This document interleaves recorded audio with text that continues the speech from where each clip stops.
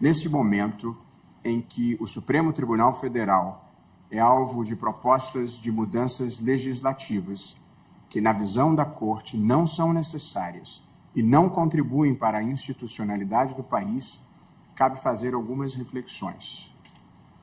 O desenho institucional traçado na Constituição para o Supremo Tribunal Federal tem algumas singularidades relevantes. A Constituição brasileira, como toda Constituição democrática, organiza o Estado, reparte a competência dos poderes e define os direitos fundamentais do povo. A Constituição brasileira faz isso, mas também faz algumas coisas a mais.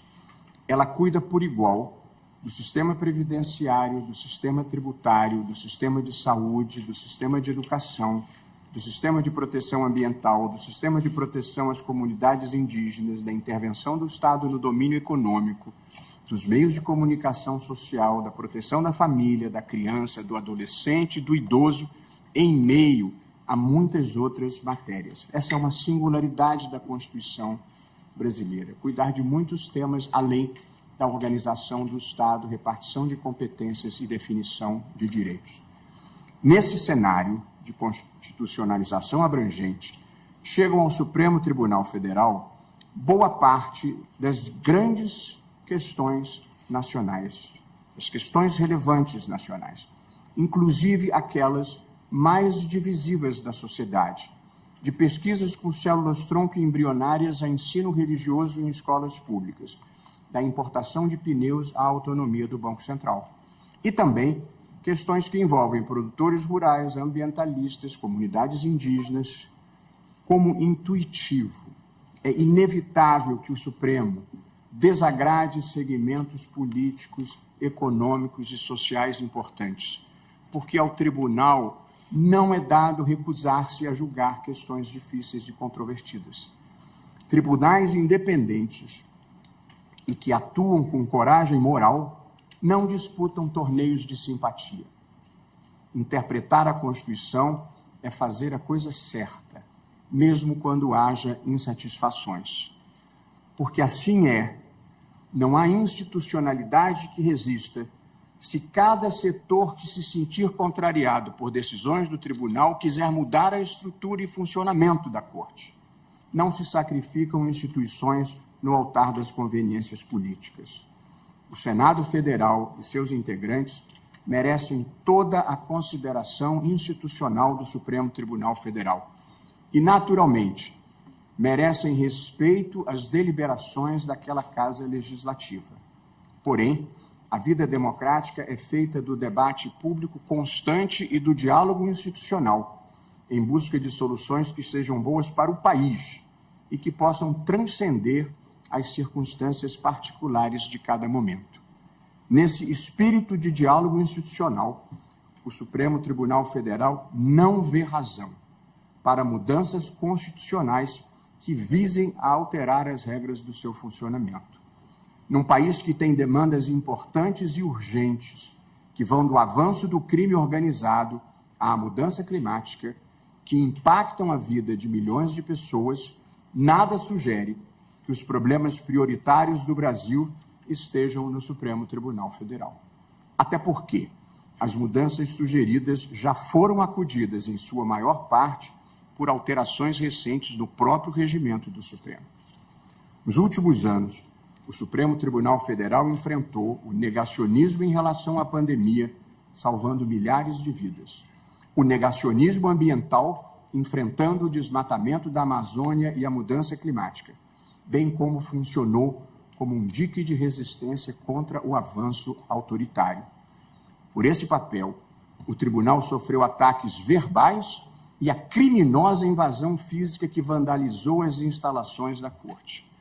Após esses ataques verbais e físicos, o tribunal vê com preocupação avanços legislativos sobre a sua atuação. Nos últimos 35 anos, o Brasil viveu situações institucionais complexas, que em outros tempos teriam levado à ruptura constitucional e democrática. Crises econômicas, inflação descontrolada, escândalos de corrupção e 2 impeachments. Apesar de tudo o que ocorreu, o país preservou a estabilidade institucional e a democracia. Vale lembrar, cabe ao Supremo fazer valer a Constituição, preservar a democracia e proteger direitos fundamentais. A pergunta a se fazer é a seguinte: esses objetivos foram alcançados? A resposta é definitivamente sim. Isso significa que o Supremo Tribunal Federal cumpriu o seu papel e serviu bem ao país. Não há por que alterar o que vem funcionando bem.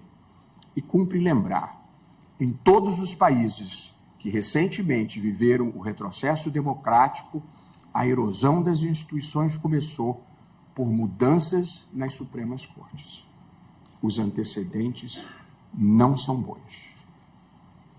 Passo a palavra ao decano do Supremo Tribunal Federal, ministro Gilmar Mendes. Pontuo que a separação de poderes é cláusula pétrea, como todos nós sabemos. Artigo 60, parágrafo 4º, 3 da Constituição. E não pode ser objeto de emenda constitucional que busque aviltá-la. Tantas vezes já repetimos isso. Sob pena de clara violação do pressuposto básico do exercício de um dos poderes da República. Vale dizer, atenta contra a Constituição qualquer atitude do Poder Legislativo que vulnere o postulado da separação de poderes em assintoso menoscabo às atribuições essenciais do Poder Judiciário, entre as quais se encontra o controle de constitucionalidade.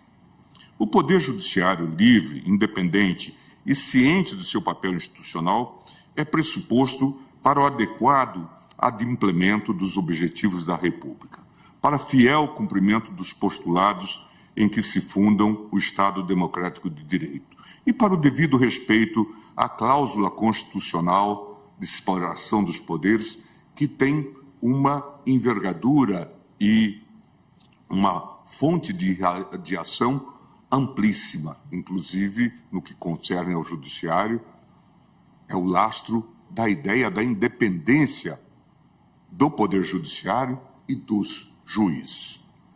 É relevante vaticinar, mesmo na atual conjuntura histórica do nosso país, como já o fazia o nosso sempre decano, ministro Celso de Mello, que esta Corte Suprema, atenta à sua alta responsabilidade institucional, não transigirá nem renunciará ao desempenho isento e impessoal da jurisdição, fazendo sempre prevalecer os valores fundantes da ordem democrática e prestando incondicional reverência ao primado da Constituição, ao império das leis e à superioridade ético-jurídica das ideias que informam e animam o espírito da República.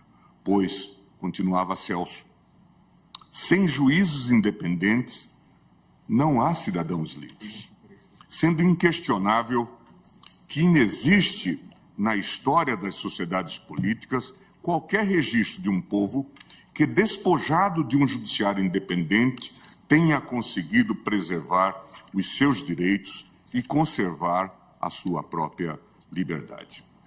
O fato é que este Supremo Tribunal Federal, sempre atento às suas responsabilidades institucionais e ao contexto que o cerca, está preparado, não tenho a menor dúvida, para enfrentar, uma vez mais, e caso necessário, as investidas desmedidas e inconstitucionais, agora, eventualmente, provenientes do Poder Legislativo.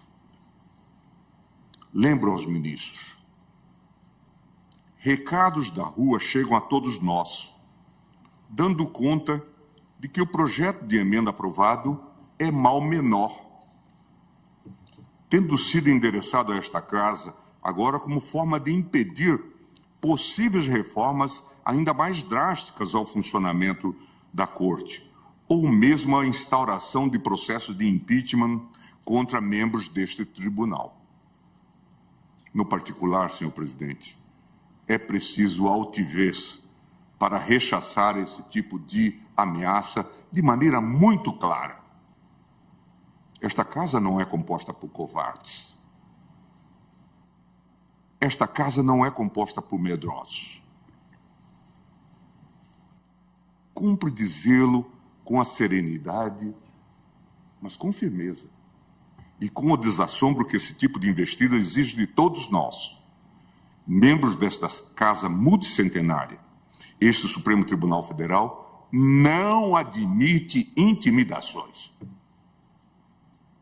De resto, cabe lembrar, eu já fiz isso várias vezes e nós já tivemos a oportunidade de fazê-lo, a esses propagadores do caos institucional, que os processos de responsabilidade dos ministros desta Corte hão de estar submetidos ao crivo judicial garantidor do devido processo legal, impedindo que acusações mambembes turvem a independência judicial, cânone inafastável do Estado democrático de direito. Não se brinca de impeachment.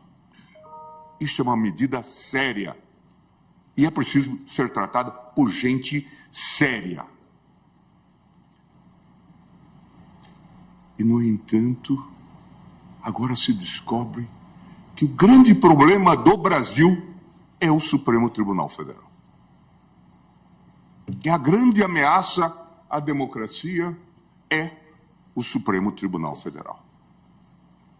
Não são relevantes as ações da milícia no Rio de Janeiro, do narcotráfico, da ocupação de territórios por essas organizações criminosas. Isso não faz parte da pauta. As ameaças que vieram de setores das Forças Armadas contra este tribunal e contra a democracia não merecem resposta. Até agora continuam elegíveis os militares, nenhuma solução nesse sentido. Policiais continuam a fazer carreira, se elegem e depois voltam para a força. Nenhuma resposta em relação a temas que são urgentes para a democracia. O problema é o Supremo Tribunal Federal e as suas liminares. Estranha prioridade.